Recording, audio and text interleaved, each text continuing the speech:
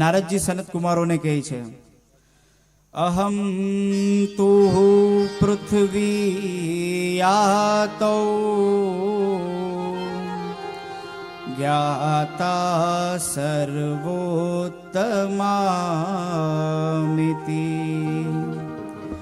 પુષ્કરમ ચ પ્રયાગમ ચ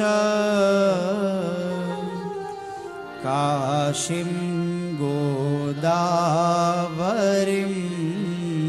તથા. કે હે સનત કુમારો,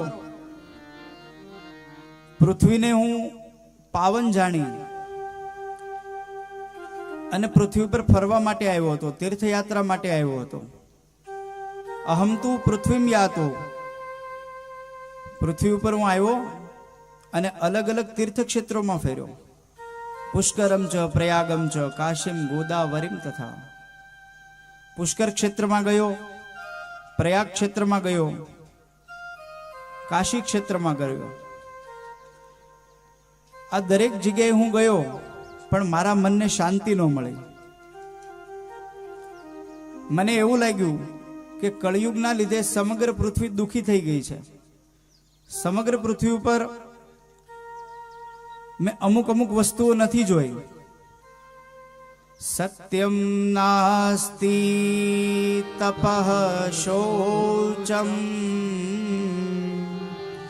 દયા દાનમ ન વેદ્યતે ઉદરમ ભરિણો જીવા વરાકાકુટભાષિણ.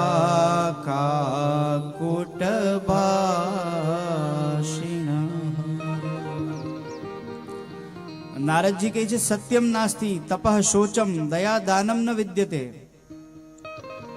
એ સનત કુમારો, પૃથ્વી ઉપર સત્ય નથી, તપ નથી, દયા નથી, દાન નથી. શૌચ આદિ ક્રિયાઓ કે જે અંદર અને બહારથી માણસ કરવાથી શુદ્ધ થાય, પવિત્ર થાય, એ કઈ વસ્તુ માણસ કરતો બંધ થઈ ગયો છે. કોઈને કોઈ ઉપર દયા નથી, સત્ય નથી, તપ નથી. ઉદરમ ભરીણો જીવા, માણસો પોતે પેટ ભરા થઈ ગયા છે. બીજાએ ખાધું નથી ખાધું, ગરીબોની પરિસ્થિતિ કેવી છે એ કોઈને જોવામાં રસ નથી. ખાલી પોતાનું પેટ ભરવામાં જ માણસ રત થઈ ગયો છે. અને વરાકા કૂટ ભાષિણ, કડવી બોલી થઈ ગઈ છે માણસની. કટુ વચન માણસ બોલવા લાગ્યો છે. અસત્ય ભાષી, આળસુ અને મંદ બુદ્ધિ થયો છે. આળસુ જે માણસ હોય ને, જે માણસ આળસુ હોય ને તો એ કોઈ પણ ઉદ્યમ તો કરતો ન હોય.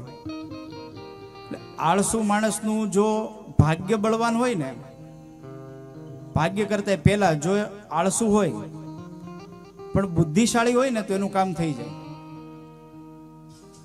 બુદ્ધિશાળી માણસ આળસુ હોવા છતાં પોતાના દરેક કામ કરાવી નાખે. કોઈ લોભથી, કોઈ લાલચથી ડરાવીને, ધમકાવીને પોતાના કામને કરાવી નાખે. તો આળસુ માણસનું કામ થઈ જાય. આ રીતે કામ થાય, પણ બુદ્ધિશાળી હોવો જોઈએ. પણ હવે પૃથ્વી ઉપર કેવું થયું કળયુગના લીધે? આળસ વધ્યું. અને સંસ્કૃતમાં કહેવાય છે, વૈભવ દાદા, પ્રમાદો વય મૃત્યુ. આળસ એ મૃત્યુની નિશાની છે. પ્રમાદો વય મૃત્યુ. પણ છતાં કળયુગના લીધે માણસ આળસુ થયો.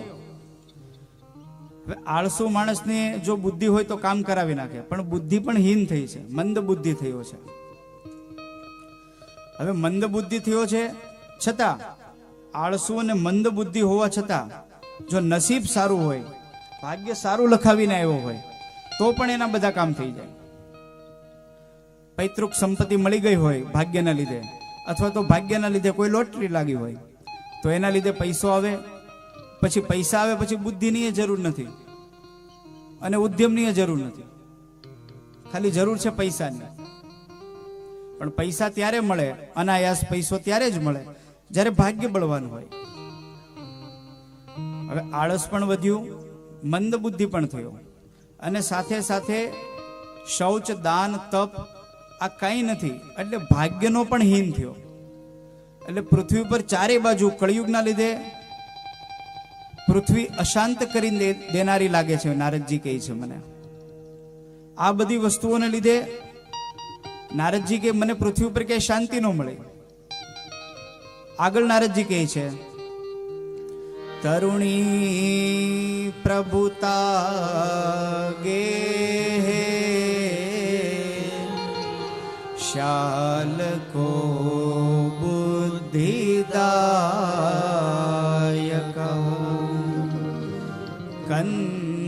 કન્યા વિક્રયણો લોભા દંપતીનામ ચ કલ્કનમ. નારદજી કહે છે તરુણી પ્રભુતા ગેહે. નારદજી કે આ તો બાહ્ય વર્ણન થયું, પણ મનુષ્યોના ઘરની અંદર તરુણી પ્રભુતા ગેહે, ઘરની અંદર સ્ત્રીઓનું રાજ્ય છે. ઘરમાં પોતાની પત્ની અથવા તો કોઈ પણ સ્ત્રી કે એમ ઘરમાં થાય છે. શાલકો બુદ્ધિદાયક, શાળાઓની સલાહ લઈને માણસ કામ કરતો થયો છે. પોતાના ભાઈને, પિતાને, કાકાને, કુટુંબને કોઈને પૂછતો નથી. કંઈ પણ સલાહ લેવાની થયું તો શાળાને પૂછે છે. શાલકો બુદ્ધિદાયક કન્યા વિક્રયણો, પૈસા લઈને દીકરી દે છે, કન્યાનો વિક્રય કરે છે. અને લોભા દંપતી નામ ચ કલકનમ, ઘરમાં સતત કજિયો અને કંકાસનું વાતાવરણ રહે છે. કળિયુગમાં પૃથ્વી ઉપર વિધર્મીઓનો ત્રાસ વધ્યો છે.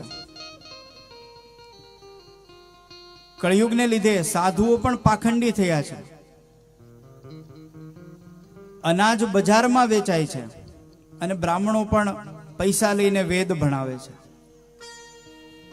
આ બધા દ્રશ્યો જોઈને નારદજીને ક્યાંય શાંતિ મળતી નથી. નારદજી થોડા આગળ જાય છે, ત્યાં એને એક આશ્ચર્ય જોવા મળે છે.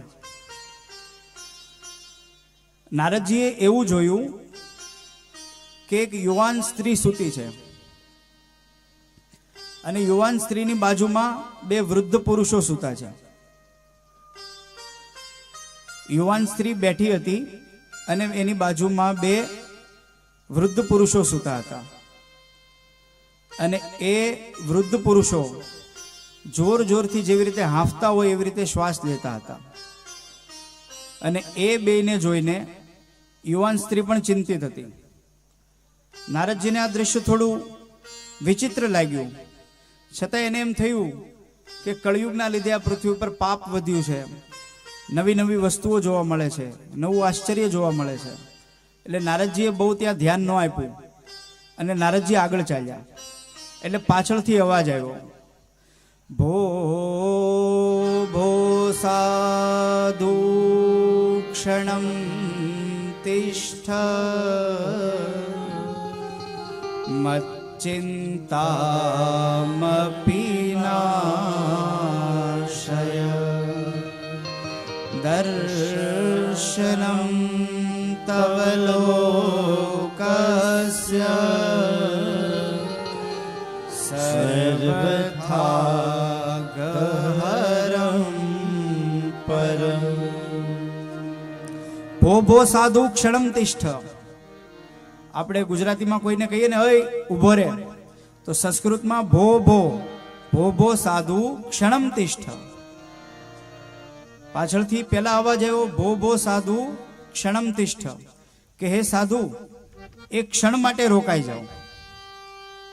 એટલે નારદજીએ પાછળ જોયા વગર વિચાર કર્યો કે જે કોઈ પણ મને અવાજ લગાવ્યો છે એ છે તો બુદ્ધિશાળી. બુદ્ધિશાળી એટલા માટે નારદજીને લાગ્યું કે એને સમય માંગતા આવડ્યો કે સાધુ તમે એક ક્ષણ માટે રોકાઈ જાઓ. સાધુને એમ ન કહેવાય કે તમે 10 દિવસ માટે અહીંયા રોકાઈ જાઓ, 15 દિવસ માટે અહીંયા રોકાઈ જાઓ. કારણ કે સાધુની એક એક ક્ષણ મહત્વની હોય, કિંમતી હોય.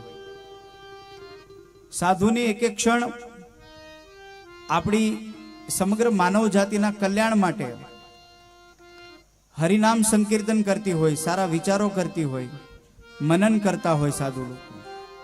એટલે સાધુની એક ક્ષણ પણ કિંમતી છે અને અનાજનું એક કણ પણ કિંમતી છે. સાધુની ક્ષણ અને અનાજનું કણ. આપણે જ્યારે જમીને ઉઠીએ, કોઈ મોટું જમવાનું હોય, કોઈ જગ્યાએ લગ્ન પ્રસંગમાં, રિસેપ્શનમાં, કોઈ પણ જગ્યાએ આપણે જમવા જઈએ તો અનાજની એક એક કણનું આપણે મહત્વ રાખવું જોઈએ. કારણ કે આપણે ઘણા માણસો એવા જોઈએ જ્યારે રોડ ઉપરથી નીકળીએ, ક્યાંય યાત્રા કરતા હોઈએ, ઘણા માણસો એવા હોય ગરીબીને લીધે બિચારાઓને એક ટંકનું પણ જમવાનું મુશ્કેલ થઈ જતું હોય છે. તો ત્યારે આપણી બચાવેલી એક કણ એ બગાડને અટકાવે છે અને બગાડને અટકવાથી અનાજનો વ્યય ઓછો થાય છે. એટલે જેવી રીતે અનાજનું કણ મહત્વનું છે એવી રીતે સાધુની ક્ષણ મહત્વની છે. એટલે નારદજીએ વિચાર કર્યો પાછળ જોયા વગર કે જેણે પણ મને બોલાવ્યો છે એ છે તો બુદ્ધિશાળી. પાછો અવાજ આવ્યો પાછળથી, મત ચિંતા મપી નાશય. તમે રોકાઈ જાઓ પણ શા માટે? મારી ચિંતાનો નાશ કરવા માટે. મત ચિંતા મપી નાશય.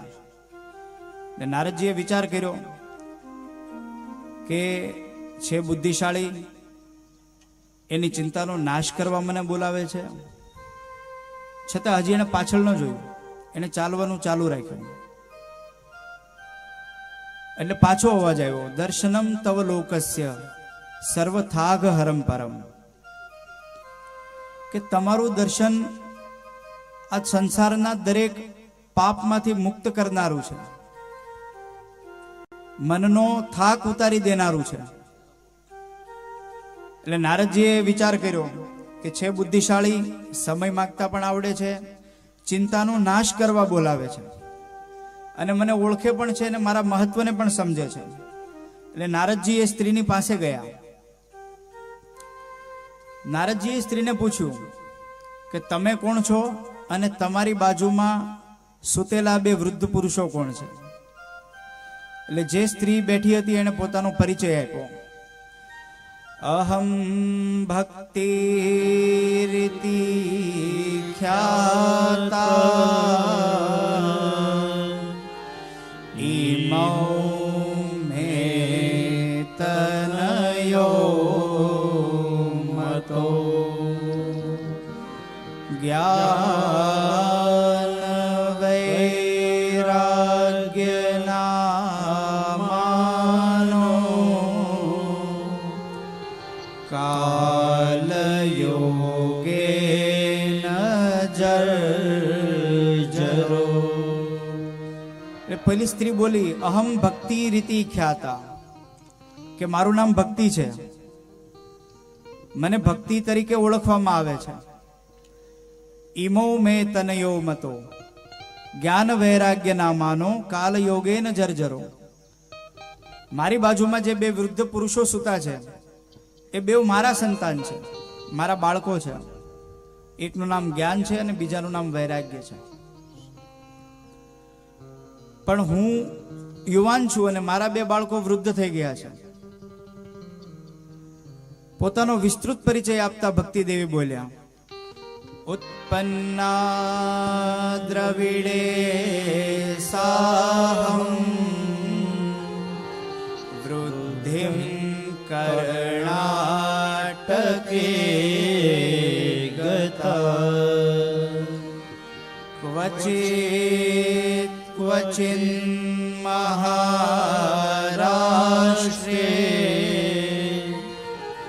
ગુર્જરે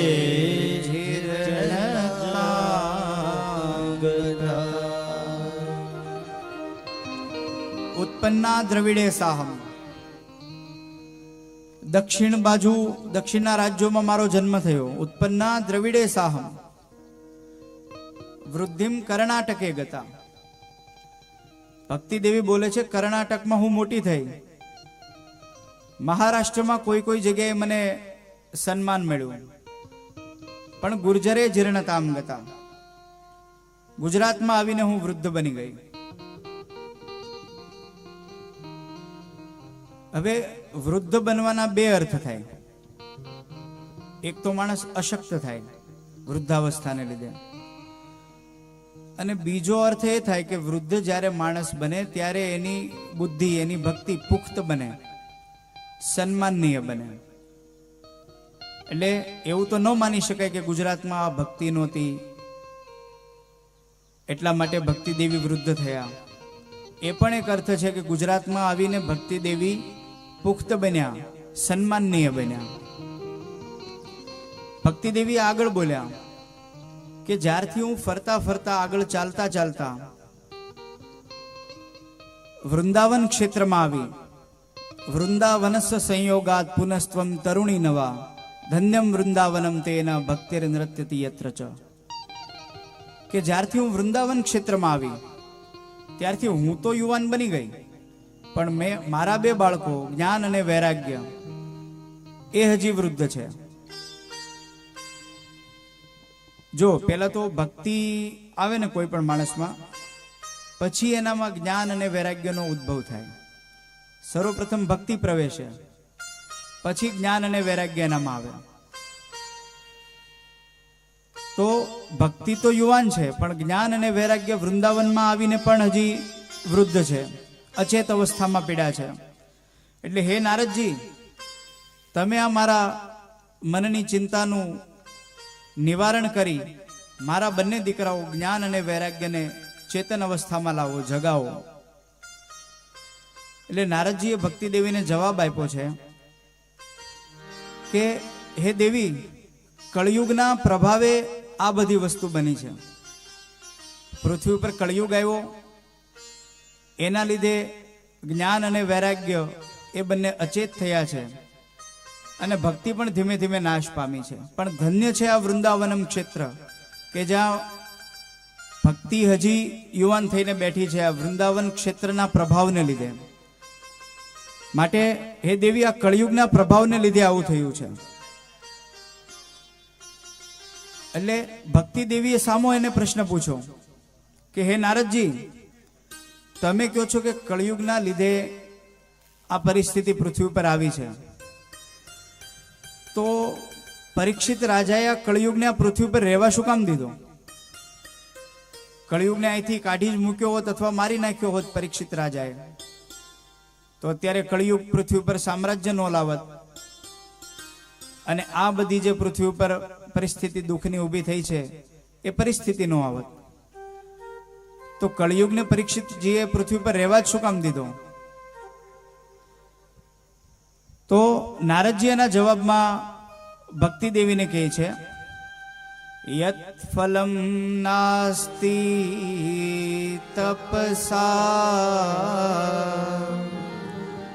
ન યોગે ન સમાધિના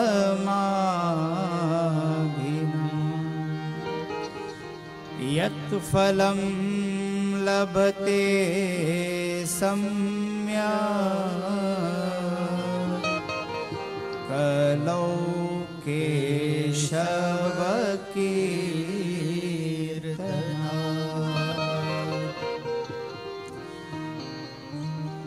ભક્તિ દેવી, તમારી વાત તો સાચી છે. પરીક્ષિત રાજા તો ધારે તો કળિયુગને મારી શકત, પણ જ્યારે કળિયુગને એમણે મારવાનો નિશ્ચય કર્યો, ભગવાન શ્રી કૃષ્ણ સ્વધામ ગયા, ભગવાનના ગયા પછી કળિયુગ પૃથ્વી ઉપર આવ્યો.